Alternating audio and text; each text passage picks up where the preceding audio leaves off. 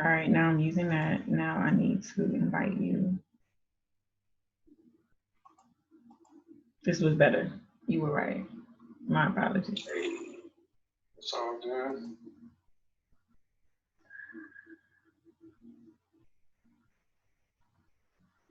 Yahoo.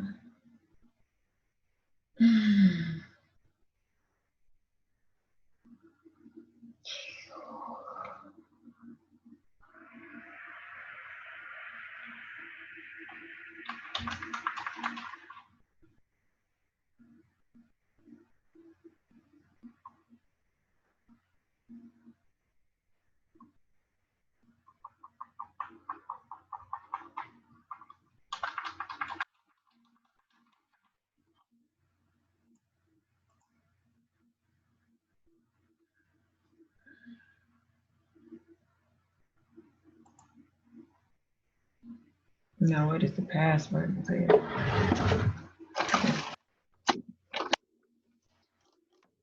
Oh, I gotta get my book back.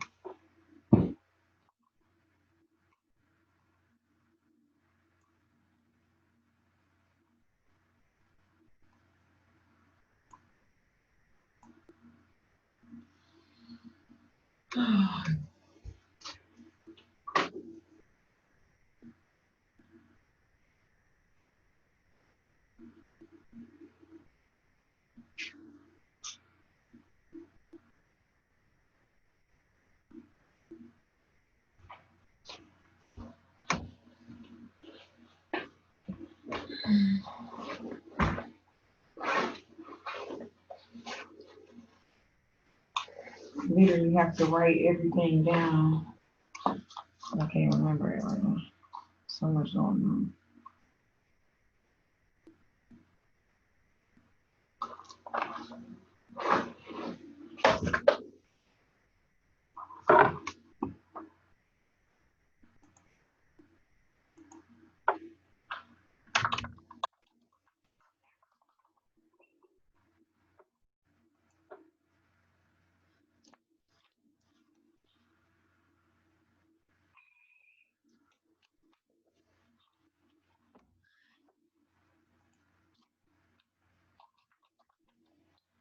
What is it? Wave Master? What is it?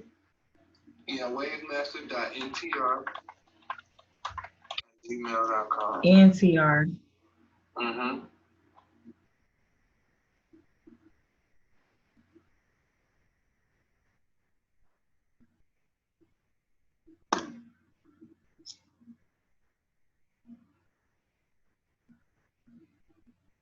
Can do it.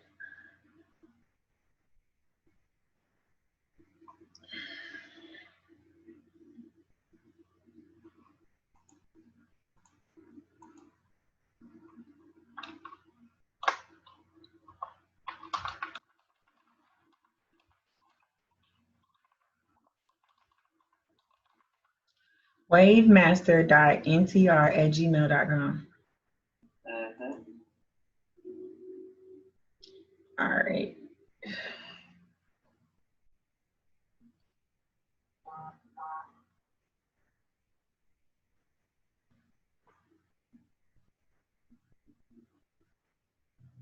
Oh my God. I'm so tired. You want?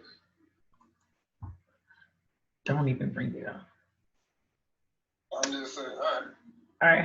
How do I admit? Okay, cool.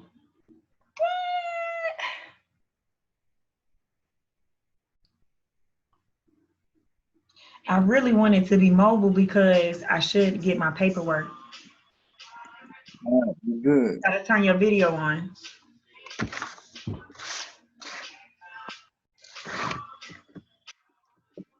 All right, let's do it. Let's do it. Hold on, I gotta turn the volume up over here.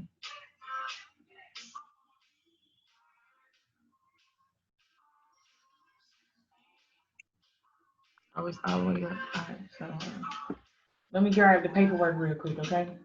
Yeah. Because I wanna be able to just show it. You know what I'm saying? Yeah, go ahead.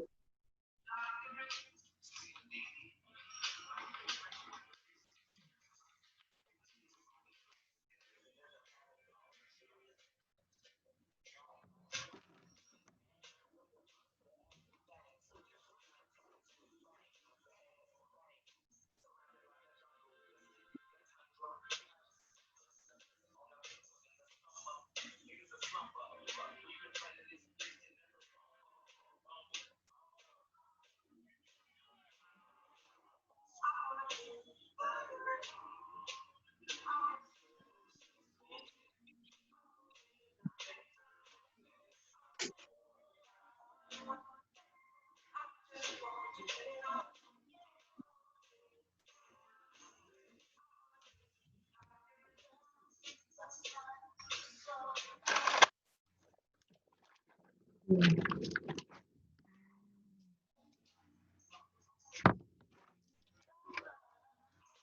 ready. I see you clearly. Nice, nice, nice. Is my head cut off? Yeah, it is. All right, hold on. I just gotta lift it up.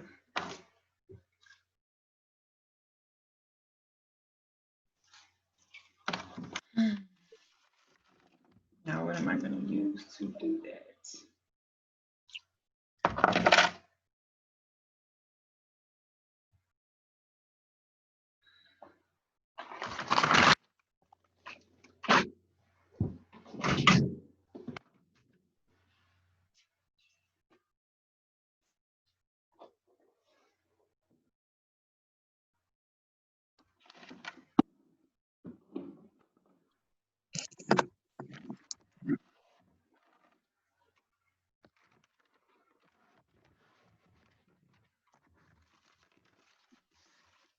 And I gotta lift my laptop up.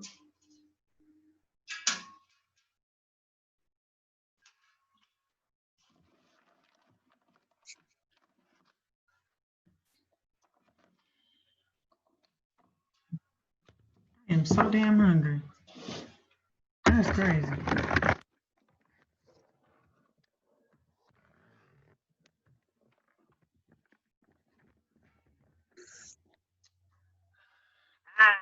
That's better, right? Mm-hmm. That shit look crazy. My this looks so crazy right now. All right, let's go. All right. Yeah, so I just the story that you told me, or the story that you're about to tell again, was like very insightful about, you know, this the future, how they're looking to deal with, you know, melanated people. And you know, on a whole, but it's just happening right now before our very eyes and under our very noses. And I definitely am glad you reached out to me about sharing your experience and your story. And this needs to be shared. You know, this needs to be I like the permanent. way you interview. I'm sorry, I'll be quiet. I'm Uh, excited. yeah, we're doing this. It's happening right now. It's recording right now, Yeah. right? So, um, I'm just glad that you know, felt open enough and you trusted me enough to share this information with me, with the goal of getting it out to our people, to everyone. You know, this is definitely an expose of sorts. This is the first part of it, the live Zoom call. So I mean, really, let's just go ahead and hop right into it. You could just, you know, introduce yourself and kind of set up the situation before you to um, the facility, and just kind of give people a background of like what was happening at the time and how you even got there. Cool. All right. So my name is Nikki Berry. That's my given name, Nikki Berry. But I go by Nazaya Raji. I go by Lady Z. I have called myself a business consultant for years. I have picked up the craft, or I've learned the skill of painting, like painting and arts and stuff recently. So I've been working in accounting. I've been working in HR. And this past November, I started with this company called Construction Resources. And I was temping there for from November 4th until I went permanent with the company December 16th. And December 16th, 2019. And so when I went permanent, um, December 16th, 2019 to my last day working with them was March 17th, 2020. That was when this COVID-19 stuff had just started, and they laid me off. basically saying that they were basically laying people off because they didn't know how the construction business was going to go. Catch this. Now, is construction resources is like they own many other businesses like Builder Specialties, Atlanta Kitchen, Atlanta Marble, anything anything that it takes to build an apartment complex, to build a home, whether it be a washer and dryer, whether it be a doorknob, anything to build a facility, construction resource did it. So basically I was working in accounting. So I would, if your apartment complex said, okay, well, we need 16 doorknobs, you order them from me, I get them from my supplier, I get them shipped to you. In accounting, we paid the bills, right? We paid those bills to vendors, we paid employees, that kind of thing. And the funny thing is, construction resources is CR, right? Construction resources. So long story short, I get laid off March 17th. And I was distraught, right? Like I had just bought a car in December. Even though my car is paid off, I'm still trying to put that money back, you know. So I bought the car, and like I hated the job. I hated even just getting up and being miserable every day. And then the way that the warehouse was, there was an accounting office in the warehouse. It was cold as shit in there, like in the wintertime. And then they stopped us from using our heaters and shit. Long story short, I hated the company. I hated it. And it began to show. You know, I was only there for like 5 months, but it began to show. So anyway, when I got laid off, that same day, I got laid off about 1, 2 o'clock or something like that. And then when I got home, I immediately filed for unemployment, immediately. And then maybe like a week or so later, I hadn't heard anything from unemployment. So I reached out to HR and I asked them to file for me, because at this point, there have been millions of people. It was like 3.3 million people who had filed for unemployment in just that week alone.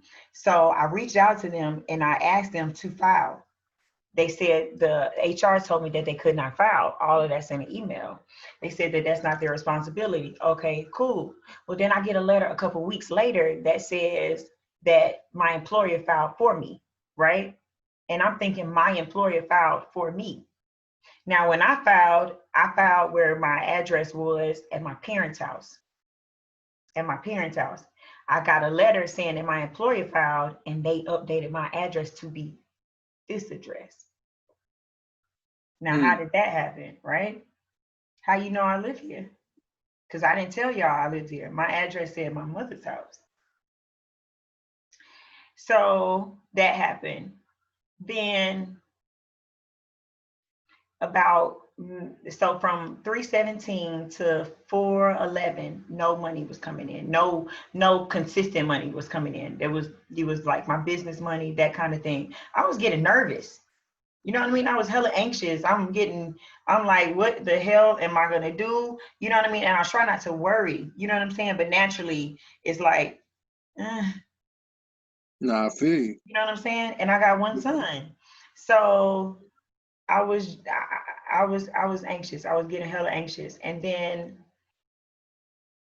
I just got frustrated. Like I got frustrated because I have one Black boy that I am responsible for, and I see so many of our brothers and sisters getting killed, being harmed every day, right? And then not only do we see it in real life, but we see that shit on Netflix. We see that shit on TV. It's supposed to desensitize us. You know what I'm saying? And we naturally should be offended, right? We should naturally be offended that you think this is entertainment. This is real for us. This is our everyday, you know?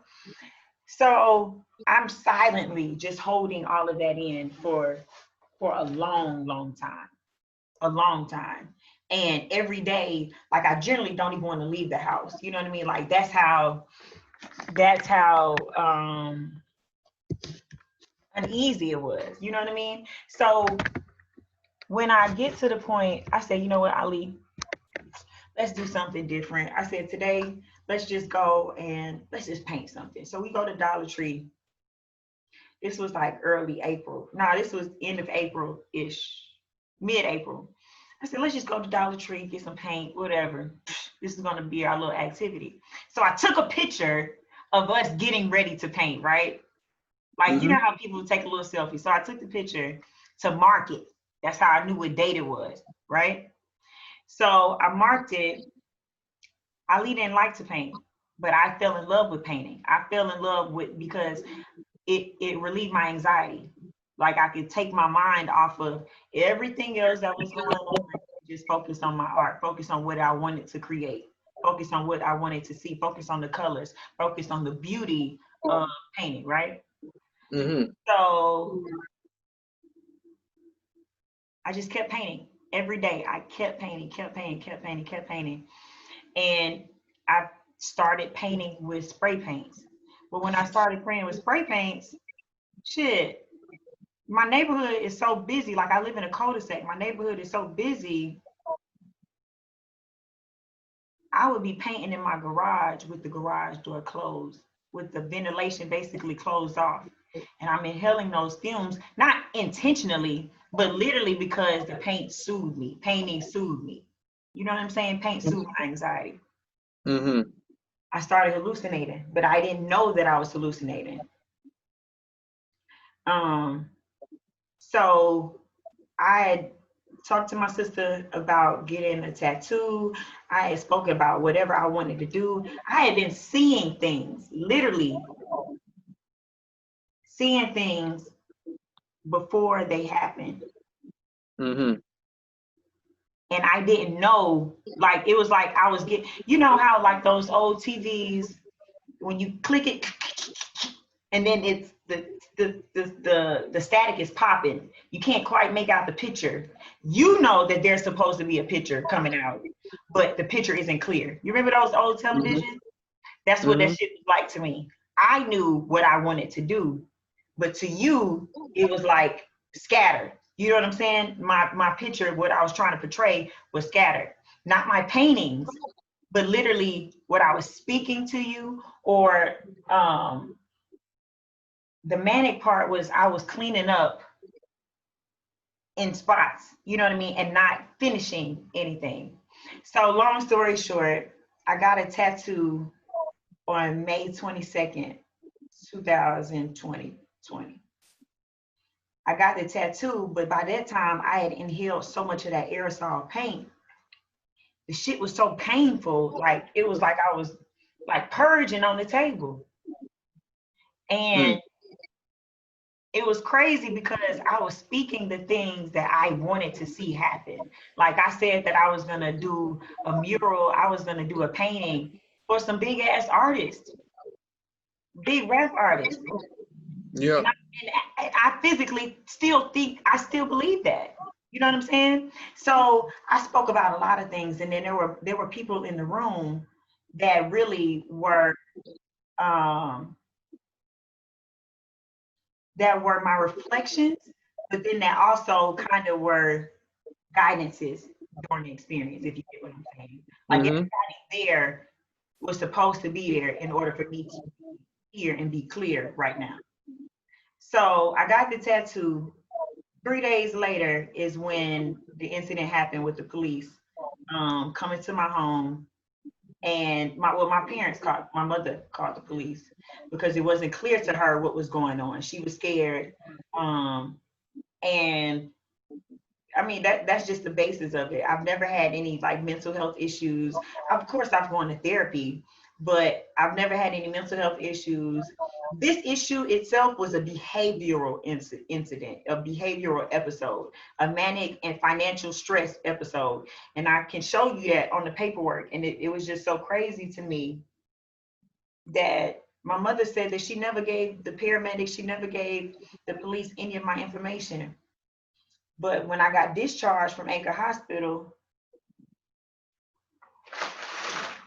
all of this shit, like all of my information is on this motherfucker. Got my picture, my address, like this shit is crazy. My cell phone number, got my social, my date of birth. where they took me, my insurance company. Like that shit is crazy. I wish you could really see that shit. Oh, that's cool. We'll be providing everybody with the pictures, Yeah. of But it. I'm just saying all of that to say, like, nothing is hidden. Nothing is a secret. You know what I'm Right. saying? Like Mhm. nothing is a secret. Even when we try to keep it a secret, you know, it's all in the cloud. If you Right. might say that, yeah. Okay, so I know, and man, thank you I appreciate you for explaining the events that led up to the actual incident, just to kind of give people a background knowledge of that. And but I just want you to go as in depth as you can to, once the police arrived, um, I'll tell what, you how I got to that point. yeah. So Memorial Day, leading up to Memorial Day, I got the tattoo on my back on Friday, the 22nd of May. And something was calling me. I felt like my grandfather that had passed, he died in February 2006. I felt like he was calling me back to the cemetery, right? So I asked my grandmother, I called her, I said, Mama, where is granddaddy buried at? I knew the cemetery, but I hadn't been out there since 2007. I hadn't been out there since I graduated high school 13 years ago. Hmm. So I graduated from Columbia High School May 22nd, 2007. I got the tattoo on my back, the tattoo of the snake with the Hmm. boxing gloves, May 22nd, 2020, 13 years later, right? Graduated high Hmm. school in this reality in May 22nd, 2007. Got the tattoo on my back where I felt like I was purging, May 22nd, 2020, 13 years later. So I said, Mama, I got the location. I went over there and I'm just sitting there and I felt like I was hallucinating still. Don't forget that. I was still hallucinating. I was still seeing stuff. I was still not necessarily hearing things, but I feel like spirit was giving me more than what I had normally been accustomed to. You know what I'm saying? Hmm. So it is something hanging from my face and it is weird. Shit, sorry. um, so I get to the cemetery and I'm just talking. I'm just talking to my ancestors. I got the audio recorded. You know what I'm saying? Hmm. And I think that they are calling my grandmother, right? I think that my grandmother is going to pass. I think my grandmother is going to transition. So I said, I'm going to make it sweet for her. I'm going to make it sweet for her to transition. I want her to know that they are comforting her on the other side, or they're prepared for her in a sense. So I wanted to bathe her feet.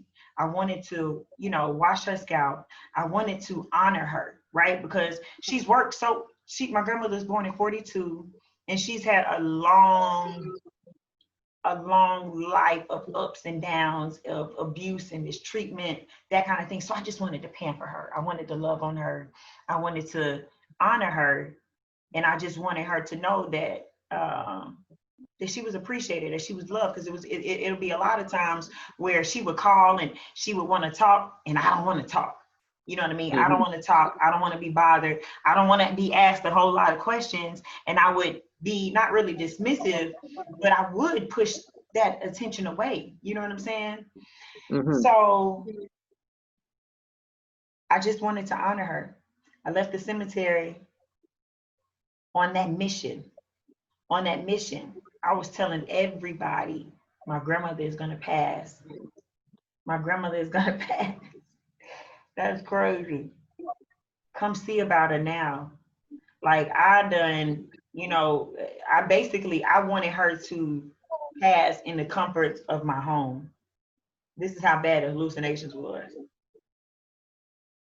This is how in depth it was. It wasn't just and my sister was here. I went and got my sister from Lawrenceville and I brought her here to my house because I wanted her to help me to see if what I was seeing was clear, you know, to see if Right. what I was seeing was real.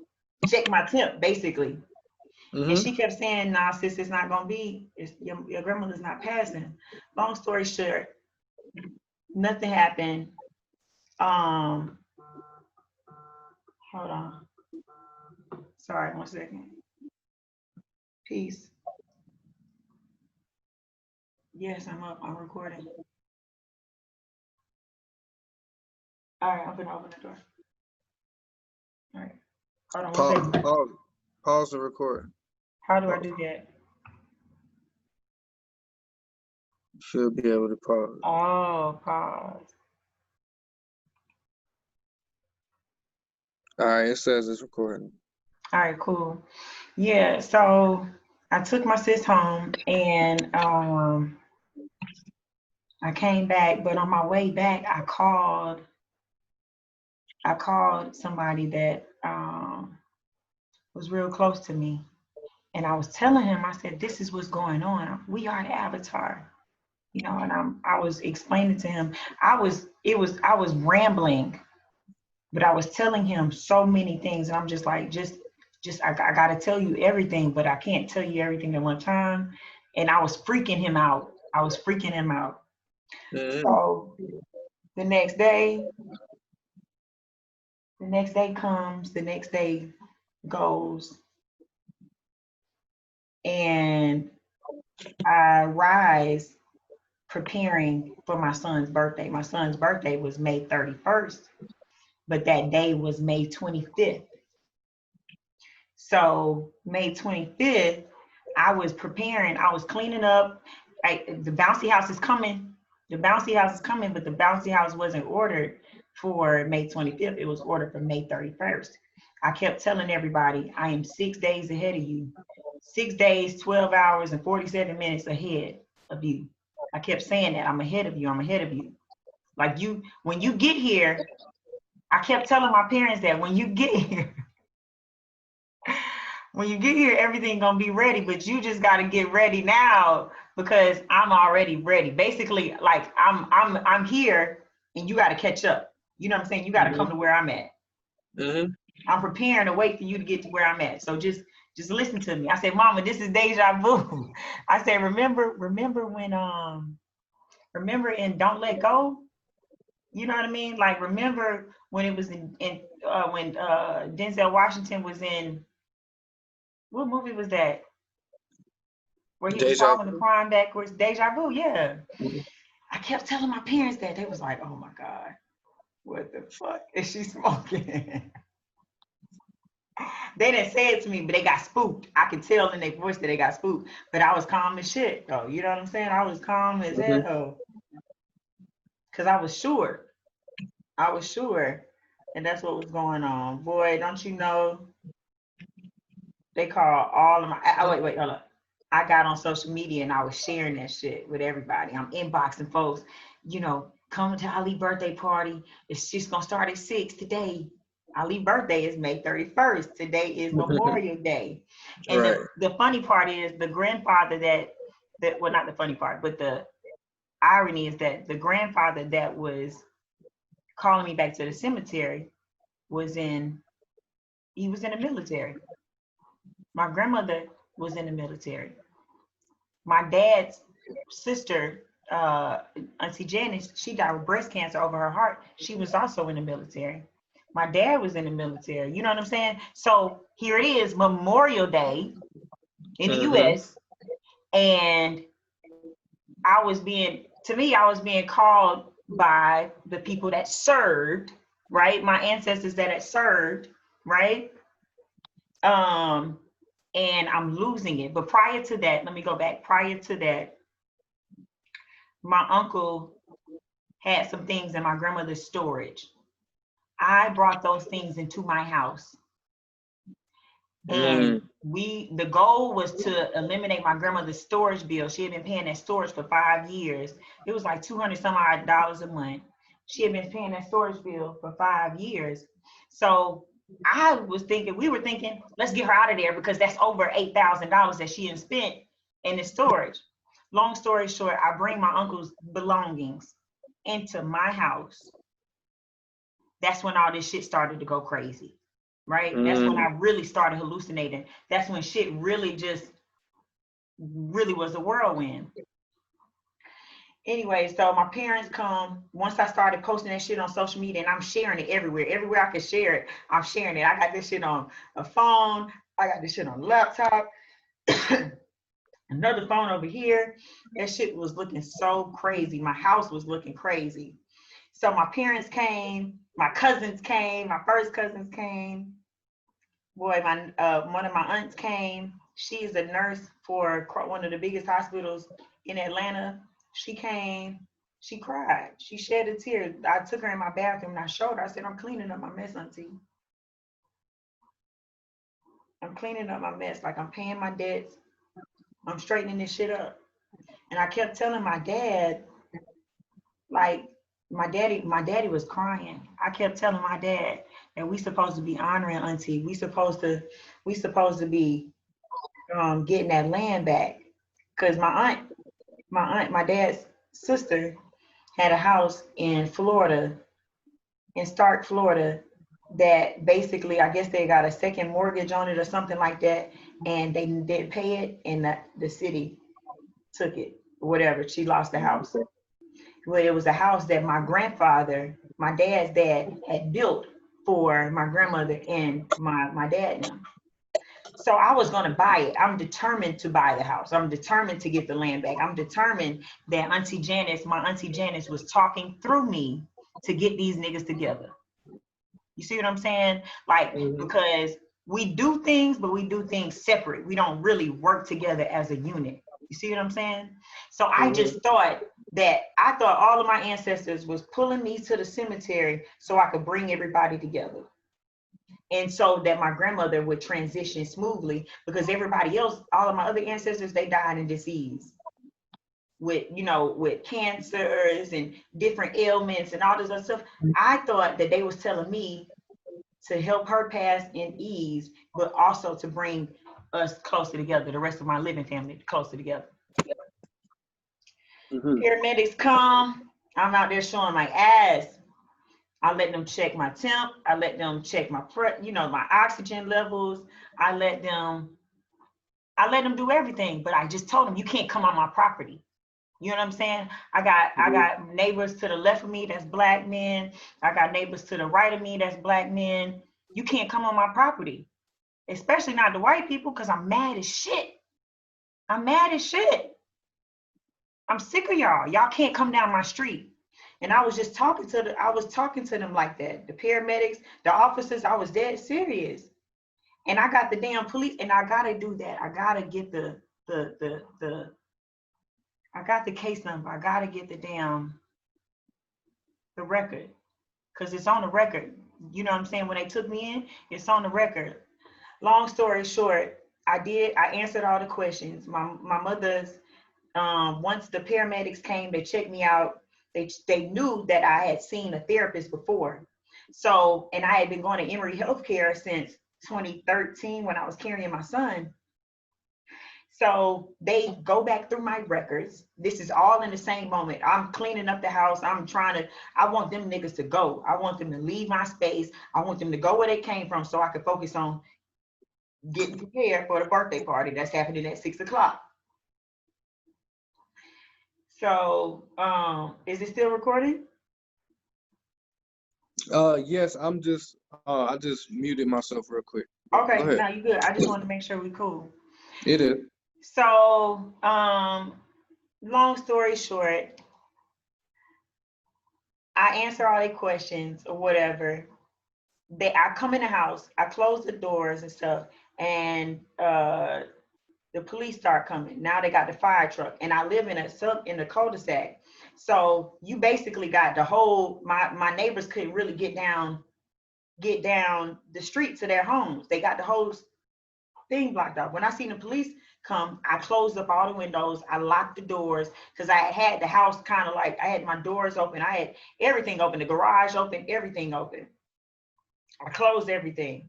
Seen the police come, and I'm peeking out the window type shit. Somebody calls my business phone to order food. I say, yes, I can do the order. They tell me what they want. This is them testing me to see how clear I was. They said, oh, well, can you do you just make baked beans? I said, yes. I said, we don't cook with any pork. She said, well, I just want a family size baked beans or whatever. I said, okay. I said, okay, no problem. She said, well, do you do pickup? Yeah, you can come on down. You can come and pick it up. I gave her the address. I gave her all the information for her to come down my street to pick up the food. I didn't know who I was talking to. I didn't know that I was talking to one of the clinicians from Emory Healthcare.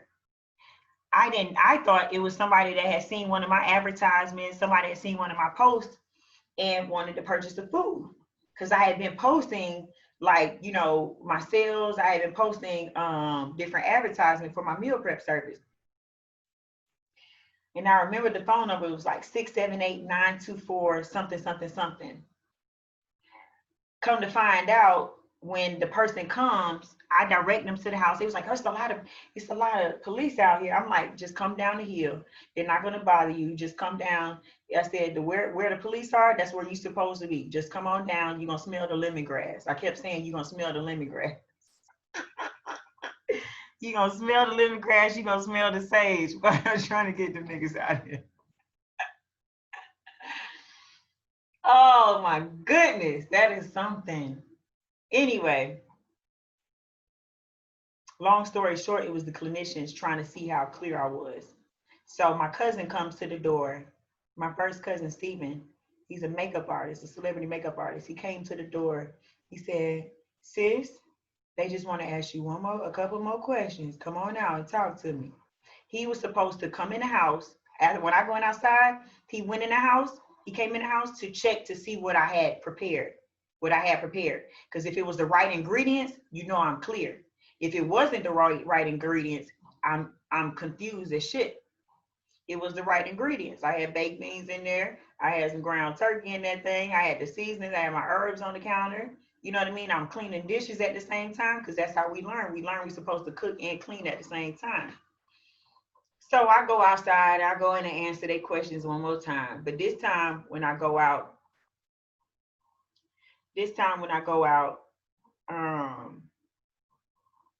it's two people in hazmat suits, two sisters in hazmat suits. One not neat, one got glasses on them.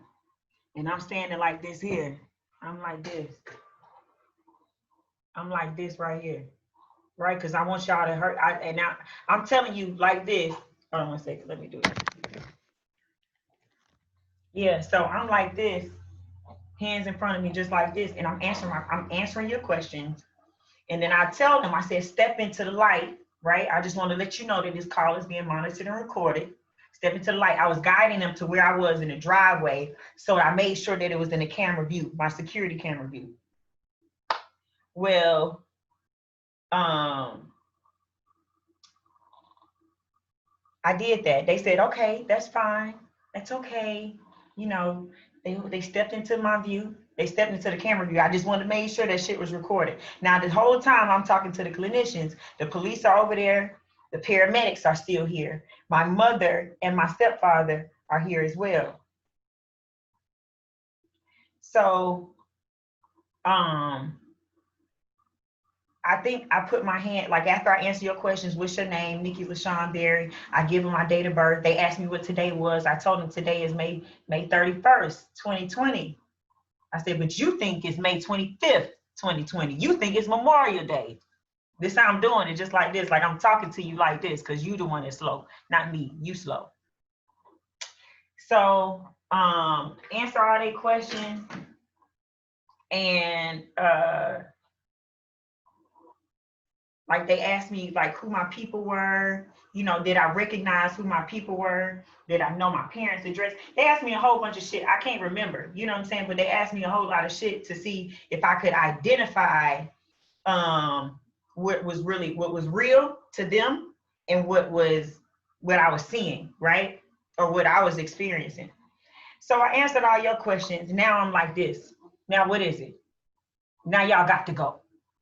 You know what I'm talking just like that. Y'all got to go. Now I done asked y'all, I answered your questions. Now y'all got to go. I got to finish cleaning up.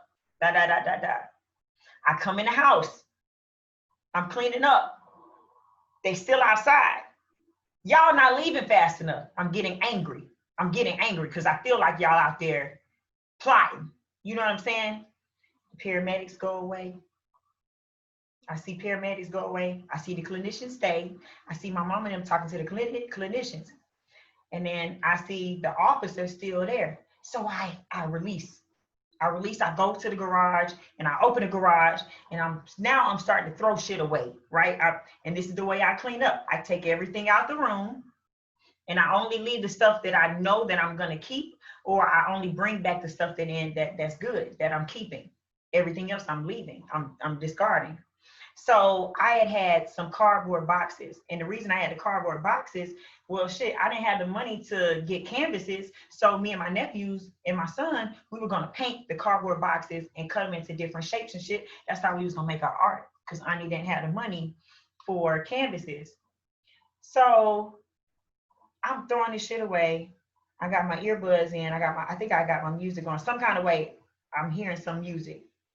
And I'm seeing them watch me clean up. That irritated me. That made me, it's too many eyes. Y'all doing too much. So I pick up glass and I started throwing it up my driveway. I'm in my garage, like I'm at the edge of my garage, and I'm throwing it in my driveway. The glass never broke in the street. The glass broke in my driveway because I'm mad. Y'all not leaving fast enough. Y'all still on my street. My neighbors over here to my left, sitting on the porch. They watched the whole fucking incident. They watched the whole incident. My neighbors on the right had left. Security camera caught it all. Xfinity security camera caught it all. I started throwing the glass. That's when they said it was erratic behavior. Long story short, my cousin comes down, Stephen comes down. Something happened, I can't remember. When I threw the glass, I don't know if I was trying to clean the glass up or whatever, but that's when the police officers, it was two officers, a female and a black male. The black male name, I think his name was Turner, Officer Turner, Clayton County, Turner, green eyes. Him and the black chick and the sister, they double teamed me in my driveway. Now I'm shaking them off, right? Get off, ah, ah, ah. All of this shit in my driveway. They trying to get me, trying to restrain me, and you can't restrain me because I'm invincible now. This is what I'm thinking. I'm thinking you can't hurt me. You know what I'm saying? So long story short, instead of me running in the house, once I get away from them,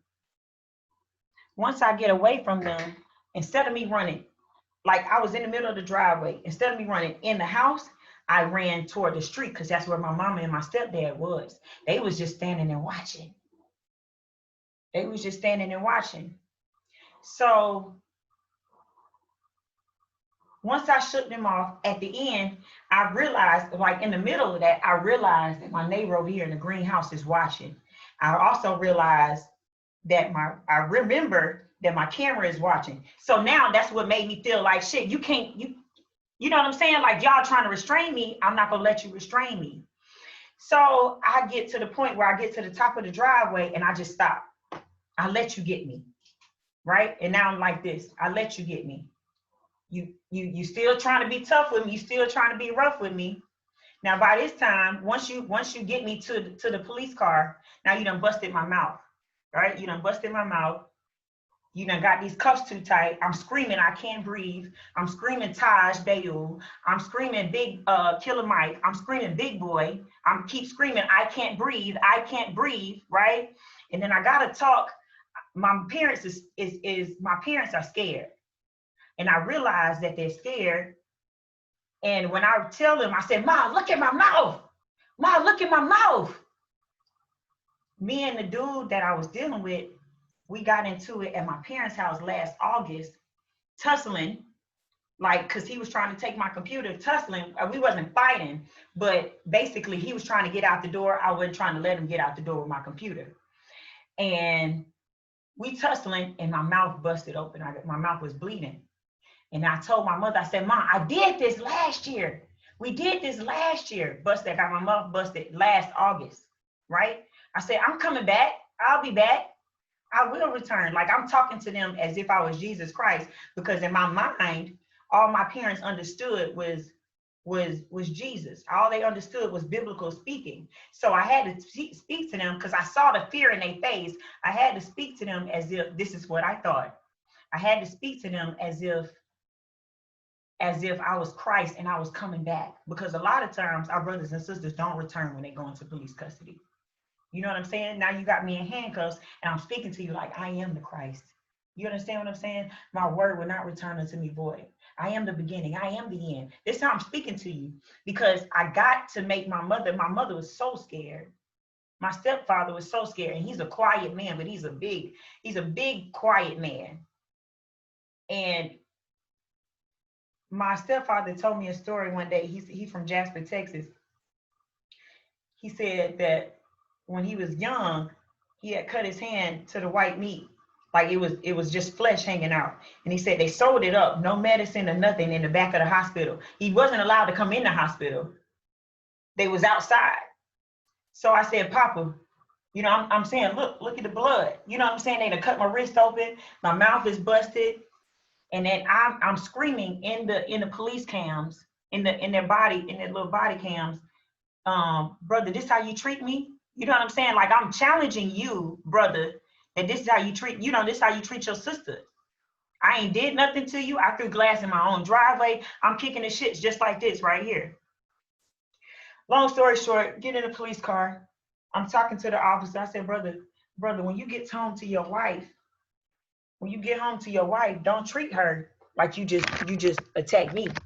I said, you gotta love her. And you need to love on your children too.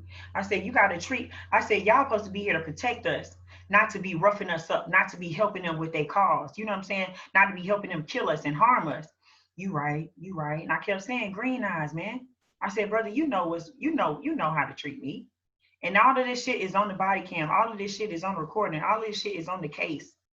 And I probably I know I'm paraphrasing because I don't really quite remember. I just remember making a connection with the brother and making him understand, brother, we can't be doing this shit to each other.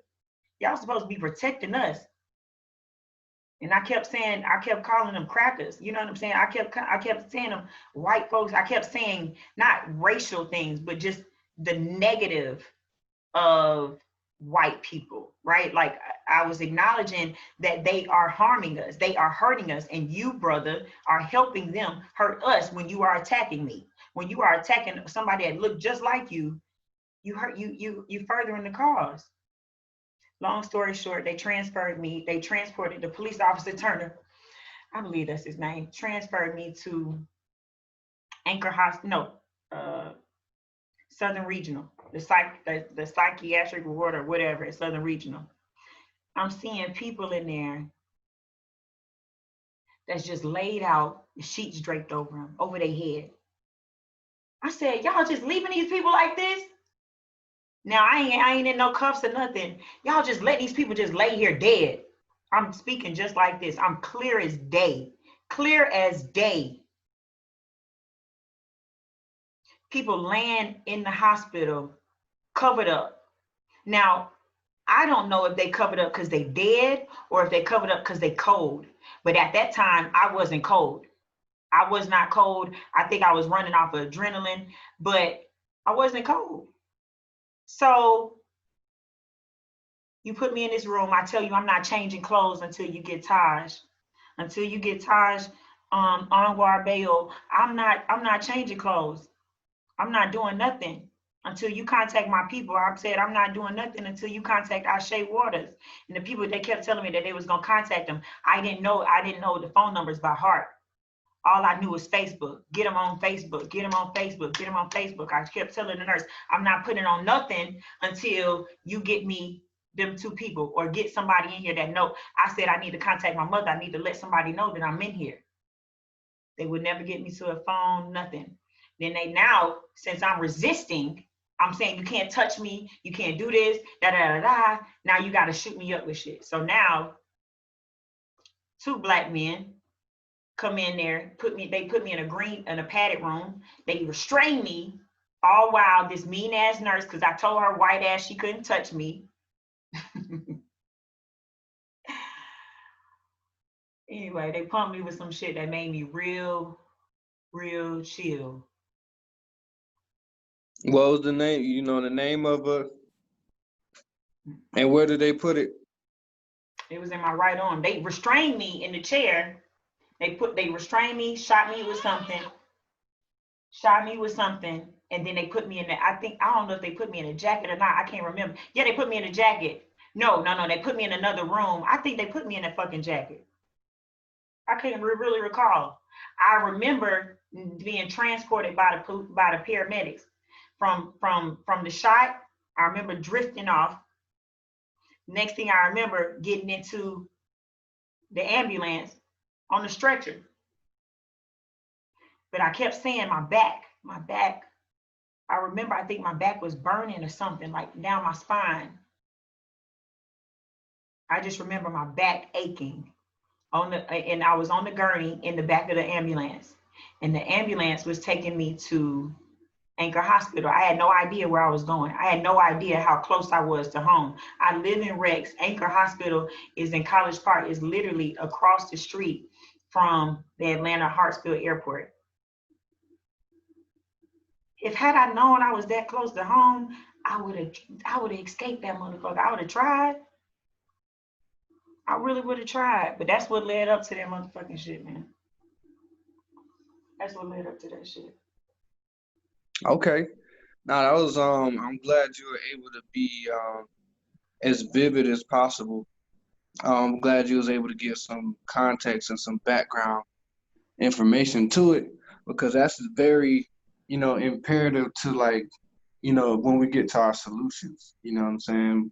I'm glad that you were able to shed light on the state. I'm glad you were really be able to be transparent and honest about your state, your mental state. But see, that's the thing. It wasn't anything mental. Like the thing about it that gets me is the people that they think are insane are truly the ones that are sane. They see shit that really exists, but that we so trained to not see, trained to not acknowledge, because it's not of the same. It's not what they think is real.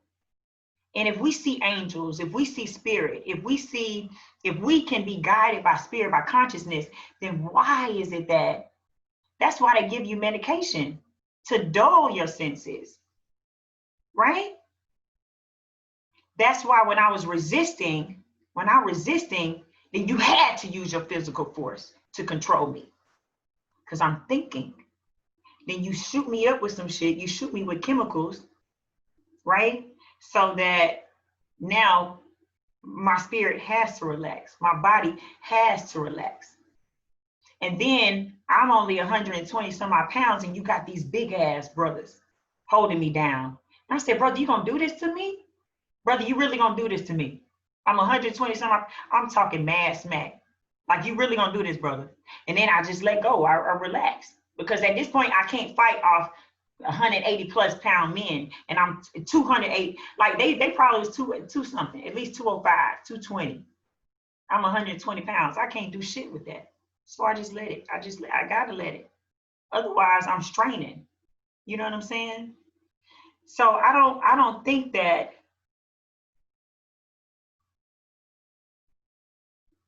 there was nothing mentally wrong. Anchor Hospital is a behavioral clinic. They study behavior. And if you don't make it out of Anchor Hospital, then you go to a mental health facility. So yeah, hold on. I'm sorry. I just wanted to define that it's not a mental thing. No, They and I use that to decide whether or not it's mental or if it's behavioral.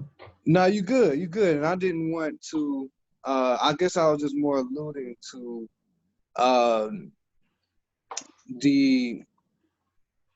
the state of being, state of mind that you were in leading up to that, because it could easily. I didn't want anybody to write it off, you know what I mean, as just you being, quote unquote crazy, or you being, right, you know what I mean, like compromised, mentally compromised. Like, you really were thorough with how this came about.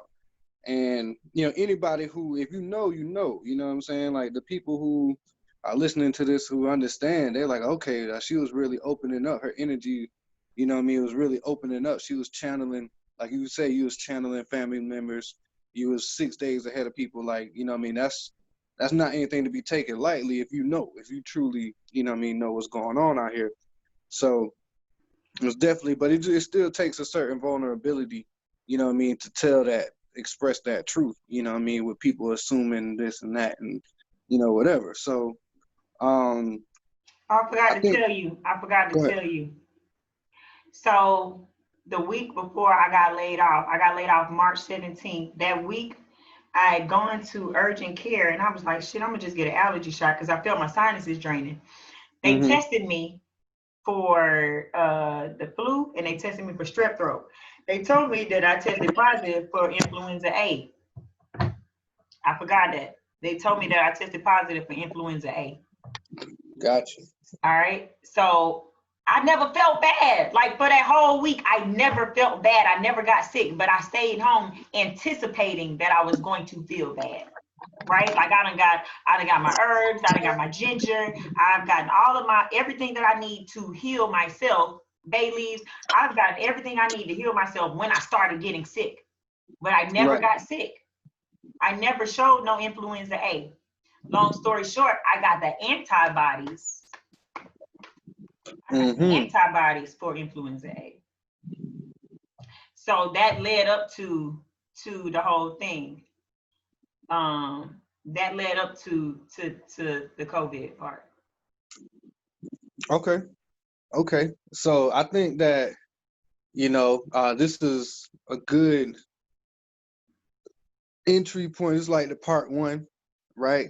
Where we get to the what was the name of the hospital again? Anchor Hospital. It's in College Anchor Park, Hospital. Georgia. You Anchor. know, yeah, Anchor Hospital.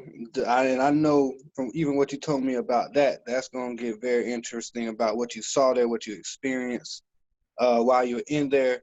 But I feel like this is a great point to Pause. just, yeah, and really, but I really wanted people to really understand the lead up, you know, to it. And you were so thorough, I didn't even really have to ask you too many questions, because you know what I mean, you was just flowing out. But that's cool though. That's cool. Yeah.